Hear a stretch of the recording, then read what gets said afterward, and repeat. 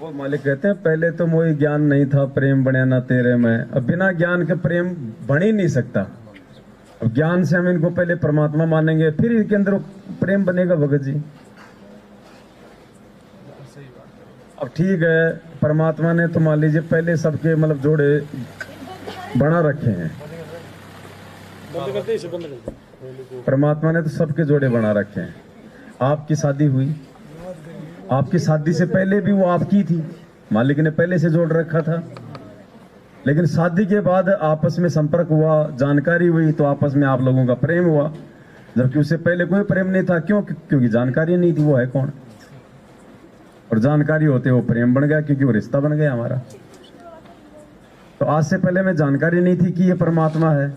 हम खाली इनको एक पंडित समझ रहे थे, जैसे जो बिचौलिया होता है ना आत्मा और परमात्मा के बीच का, वो समझ रहे थे। और गुरुजी भी ये कह रहे थे, भाई मैं तो बिचौलिया हूँ, मैं तो भाई मैं डॉक्टर हूँ।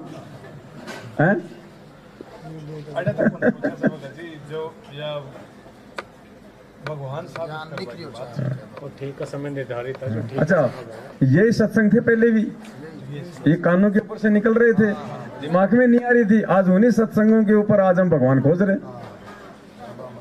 अब देखो परमात्मा की क्या बोल रहे हैं।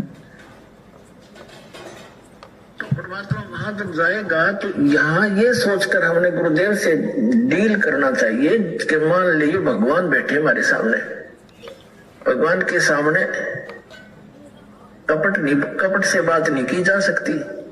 जो वचन, जो आदेश देव श्रोधार्य होना चाहिए, अपनी नहीं चलानी चाहिए, क्योंकि वो आपके हितैषी हैं, आपका बुरा नहीं चाहते, केवल भले के लिए वो आपको आदेश देंगे, ऐसा नहीं करना, ऐसा नहीं करना, केवल ऐसा ही करना।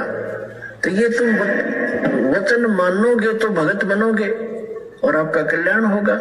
यहाँ कहते मुख पर वचन करे पर माना, घर पर जाकर करे विज्ञान।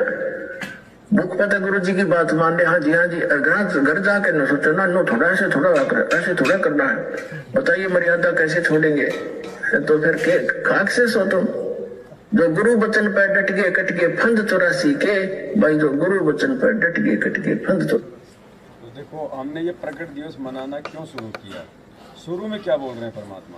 तो परमात्मा वहां जब जाएगा तो यहाँ ये सोचकर हमने गुरुदेव से डील करना चाहिए कि मान लीजिए भगवान बैठे हमारे सामने। अब ये गुरु जी का आदेश हो गया आप और हमारे लिए कि ये सोच लो यहाँ पे इस शरीर में कि ये हमारे सामने भगवान बैठा है। अब भगत जी मैंने उनके इस आदेश को मैंने स्वीकार कर लिया और मान लिया कि ये गुरुजी नहीं, ये भगवान बैठा है। अब उस भगवान का मैं अगर प्रकट दिवस नहीं मनाऊं तो फिर क्या मनाऊं। अगर मान लिया कि भगवान है तो भगवान का तो फिर जन्मदिन थोड़ी मनाया जाता है। भगवान का क्या मनाओगे, परमात्मा का प्रकट दिवस मनाओगे। तो हम तो उनके आदेशों पे चल रहे हैं ना भाई, हम तो उनके वचनों पे चल रहे हैं।